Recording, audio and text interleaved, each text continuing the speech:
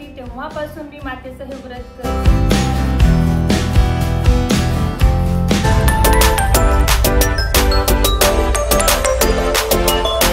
नमस्कार, lifestyle with Sonali मध्ये तुमच्या सर्वांचं खूप खूप स्वागत आहे।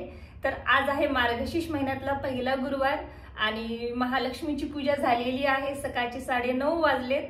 सकाळी लवकर उठून देवपूजा केली, त्यानंतर उंबरट्यावरती हळदीचं लेपन करून छोटीशी रांगोळी काढली आहे आणि त्यानंतर माता लक्ष्मीच्या पूजेला सुरुवात केली। तर आता संपूर्ण पूजा झालेली आहे। थोड्या वेळातच मी केलेली पूजा तुम्हाला सविस्तर दाखवेलच।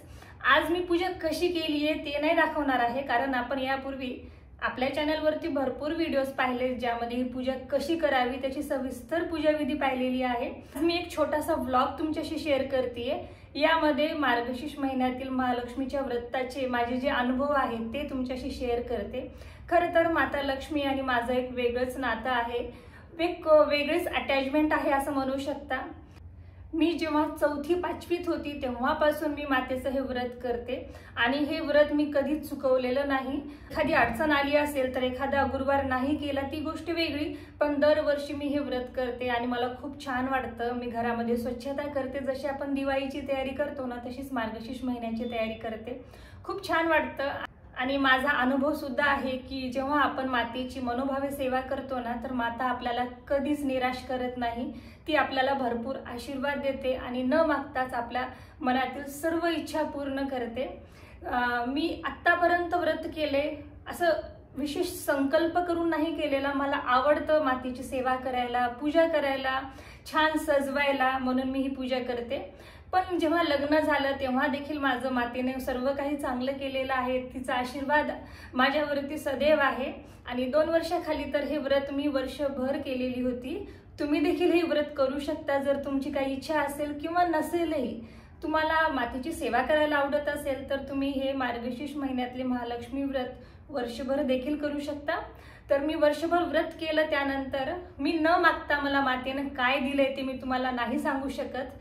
आता मी पूजेसमोर बसून सांगतेय की मला मातेने माझ्या आयुष्यात असलेल्या अशा अनेक गोष्टी दिल्या। त्यातील सर्वात मोठी गोष्ट म्हणजे मी 1 वर्ष व्रत केल्यानंतर व्रत संपण्या अगोदरच आम्ही मार्गशीर्ष महिन्यातल्या गुरुवारीच हा फ्लॅट पाहायला आलेलो होतो आणि नंतरच्या गुरुवारी आमची ही डील फायनल झाली। आम्ही हा फ्लॅट खरेदी केला आणि त्यानंतर आमचं स्वतःचं घर झालेलं आहे। जसं मी कधीच विचार केला नव्हता की पुणे सारख्या मेट्रो सिटीमध्ये आमचं स्वतःचं घर होईल। एवढं करोडोचं घर घेणं कधी शक्य नव्हतं, पण मातेमुळे ते शक्य झालेलं आहे। त्याच्यामुळे तुम्ही संकल्प करून करत असाल तरी काही हरकत नाही, किंवा मनोभावे फक्त तुम्हाला सेवा करायची म्हणून जरी हे व्रत केला तरी देखील माता आपल्या मनातलं जाणून आपल्याला हवं ते आणि आपल्याला जे योग्य आहे ते आपल्याला आशीर्वाद नक्कीच देते, आपल्या मनातील सर्व इच्छा पूर्ण करते। तर तुमची देखील इच्छा असेल व्रत करायची तर तुम्ही या मार्गशीर्ष महिन्यापासून सलग 1 वर्ष म्हणजे पुढच्या येणाऱ्या मार्गशीर्ष महिन्यापर्यंत दर गुरुवारी तुम्हाला हे व्रत करायचं आहे। नक्कीच माता लक्ष्मी तुमच्या मनातील सर्व इच्छा पूर्ण करील, कारण माता कोणालाच निराश करत नाही आणि जेव्हा लक्ष्मी माता आपल्याकडे येते तेव्हा आपल्याला कुणाच्या मदतीची देखील आवश्यकता नसते। तर चला आता 10 वाजत आहेत, आणायला स्कूलमधून आणायचं आहे। आपण जेव्हा एखादी व्रत करतो ना तर अडचणी या येतातच, तरी देखील आपल्याला त्या अडचणीवर मात करावे लागतात। आजचंच उदाहरण घ्या ना की आज आमच्या बिल्डिंगची लिफ्ट खराब झालेली आहे। आता आने स्कूलला गेलेला आहे, त्याची एक्झाम होते 10 वाजता, मला त्याला घेऊन यावं लागतं। तर त्या टायमिंगनुसारच मी पूजा वगैरे सर्व आवरून घेतले। आता 10 वाजता मला त्याला आणायला जायचं आहे, पण लिफ्ट खराब आहे आणि मी प्रेग्नेंट असल्यामुळे मी एवढ्या पायऱ्या नाही चढू शकत। आम्ही 6व्या फ्लोअरवरती राहतो, तर आता माहित नाही मग कसं जाईल, मी कशी येईल, कारण जावं तर लागणारच आहे, लेकरू वाट पाहणार। तर आता मी जाते आनेच्या स्कूलमध्ये, त्याला घेऊन येते। तुम्ही मी केलेली ही महालक्ष्मीची पूजा पहा आणि मला नक्की कमेंट करून सांगा की तुम्हाला पूजा कशी वाटली।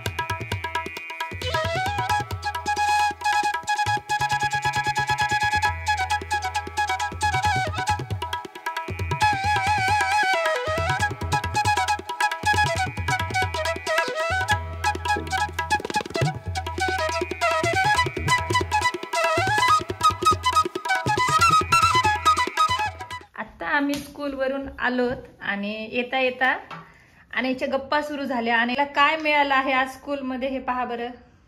एका फ्रेंडने मला हे दिलतं Balaji wafer, juicy strawberry flavour आहे, ते पण क्रीम वेफर्स आहे. ओके, अजून स्ट्रॉबेरी फ्लेवर आहे पण. आणि एका फ्रेंडने दिलं कॅडबरीचे चॉकलेट आणि असे 2 आहेत आणि सोबत डॉमचा इरेजर. वाव, छान आहे ना. बरं का बरं दिलं तुला हे सर्व? हे त्यांचा बर्थडे होता. तिघांचाही बर्थडे होताच? 2 जणांचा. ओके. पहिल्या जणांनी हे दिलतं आणि दुसऱ्या जणांनी हे 2. ओके, बरं ते जाऊ दे. आजचा पेपर कसा गेला? छान. हो. आता किती पेपर राहिले तुझे? आता 2. आणि आम्ही लास्ट पेपरला आर्ट्स अँड क्राफ्टच्या पेपरला आम्ही कुठेतरी पिकनिकला जाणार आहे. आम्हाला आमच्या फ्रेंड्ससाठी आणायचे एक्स्ट्रा फूड, जसे की आपण बिस्किट आणू शकतो, ज्यूस आणू शकतो. पिकनिक नेणार आहे तुला? अच्छा, 2च पेपर राहिले. मग हॉलिडेज आणायला? लास्ट पेपरला. अच्छा, लास्ट पेपरला पिकनिक आणि देन नंतर हॉलिडेज. तर हे एक पार्सल आलेलं आहे आज आणि हे पार्सल वॉचमन कडेच होतं. आम्ही जेव्हा गावी गेलेलो तेव्हापासून. तर याची रिटर्नची जी डेट होती ती गेलेली आहे, पण आपण आज ओपन करून पाहूयात यात जे मी मागवलंय ना ते आलेलं आहे का.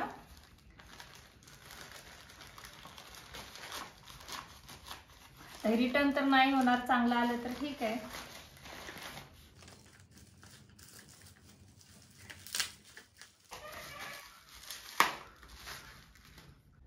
तर हे एक लिक्विड सिंदूर आहे जे मी मिशोवरनं मागवलं होतं.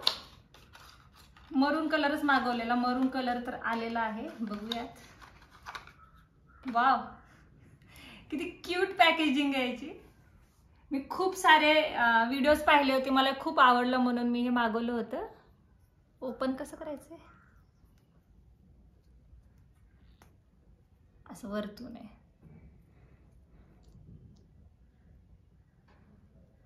छान आहे. कलर पण मस्त आहे. वाव, छान आहे. ते सुंदर पॅकेजिंग आहे. खूप छान, खूप छान आहे. आणि याचा शेड पण छान आहे. मरून मागवलाय तर मरूनच आलेला आहे. यामध्ये 2 शेड होते, एक रेड आणि एक मरून. ठीक आहे. आजच्या दिवशीच हे सुद्धा खूप छान गोष्ट आहे आज येणे. आज मला मिळाली, खरं तर मागवलं अगोदरच होतं. तर चला लावून पाहूयात. लावल्यानंतर छान दिसतंय, कलरही छान आहे. तर आता मी चेंज केलेला आहे, नाईट ड्रेस घातलाय, ज्वेलरी पण काढली आहे कारण खूप जास्त गरमी होत होती आणि असं वाटत होतं की माझ्या अंगावरती किती जास्त ओझं आहे, कारण सवय नाहीये.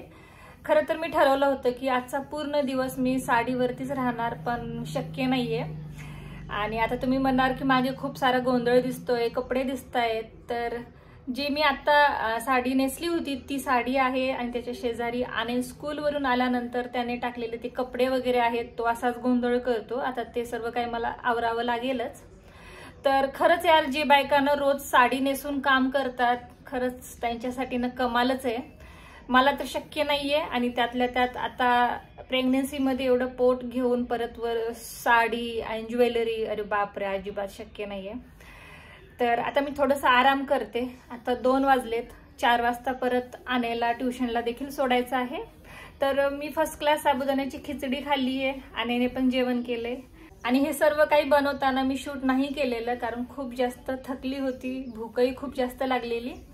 आणि संदीपने मला सांगितलं होतं की जास्त वेळ उपाशी नाही राहायचं, तरच हा उपवास कर, नाहीतर नको करू. म्हणून मी सकाळी उठल्यानंतर ड्रायफ्रुट्स खाल्ले, दूध घेतलं, त्यानंतर फ्रुट्स खाल्ले आणि आता दुपारच्या जेवणामध्ये साबुदाणा खिचडी खाल्ली आहे. आणि तसं आहे ना, प्रेग्नन्सीमध्ये उपाशी राहिलंच नाही पाहिजे, काही ना काही खाल्लंच पाहिजे. पण मला हे व्रतही करायचं होतं म्हणून मी खाऊन पिऊन उपवास केलाय. सो प्लीज म्हणू नका की ह्या व्रताला एवढं खाऊन कोणी उपवास करतं का. प्रेग्नेंट आहे, उपवास नाहीच करायचा असतो, पण मी केलाय तेही खाऊन. त्यानंतर 4-5 वाजता मी नारळ पाणी वगैरे घेईल आणि मग रात्री तर जेवण करायचंच आहे. तर आता वाजलेत 3:30 पाहू शकता. आणि आता मी निघाली आहे आनेला ट्युशनला सोडण्यासाठी. तोच नाईट ड्रेस आहे, फक्त खालची नाईट पॅन्ट चेंज केली आहे कारण आता फार कंटाळा आलाय. आणि आज गुरुवारच्या दिवशी अजून एक वस्तू आमच्या घरी आलेली आहे. माता लक्ष्मी न मागता भरपूर देत असते. छोटी मोठी कोणती गोष्ट का असेना, पण गुरुवारच्या दिवशी तेही मार्गशीर्ष महिन्यात भेटली तर आनंद फार होतो. ती काय आहे मी तुम्हाला दाखवते. पार्किंगमध्ये आहे आणि चला परत एकदा पायऱ्याने खाली जायचं आहे. खूप थकवा येतोय आणि वरती येताना तर अगदी थांबत थांबत यावं लागते. सलग 6व्या मजल्यावरती मी नाही येऊ शकत. चला पाहूयात काय होईल.